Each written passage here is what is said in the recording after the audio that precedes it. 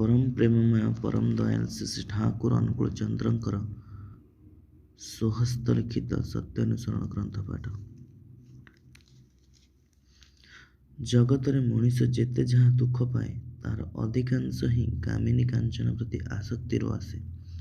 से दुईटा पाखरु जेतिकी दूरेई रहिबो सेतिकी मंगल। भगवान श्री रामकृष्ण देव समस्त को विशेष भाव में कहते कामिनी कांचन पाखरु तफात तफात खूब तफात रुह। कामिनी ठारू काम बाद देले ही से माँ हो पड़ती।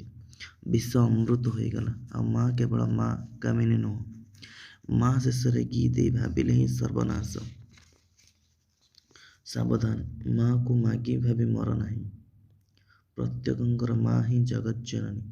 प्रत्येकर झील ही निज मार विभिन्न रूप यहीपरि भाविबाकु हुए। मातृभाव हृदय प्रतिष्ठित न हेले स्त्री लोक को छुईबा अनुचित। जेते दूरे रही पार सेते भल। एपरिक मुख दर्शन न करिबा आहुरी भल। मोर काम क्रोध आदि गला नहीं बोली चित्कार कले केबे हेले सेगुड़िक जाए नहीं। एपरि कर्म एपरि चिंता एपरि अभ्यास करि नेबाकु हेबो जहिरे काम क्रोध आदिर गंध भी नथिबो। मन जहा द्वारा सब भूली जीवो। मन काम क्रोध आदिर भाव न आसिले किपरि ताहा प्रकाश पाइबो। उपाय उच्चतर उदार भावना निम्नचित रहिबा।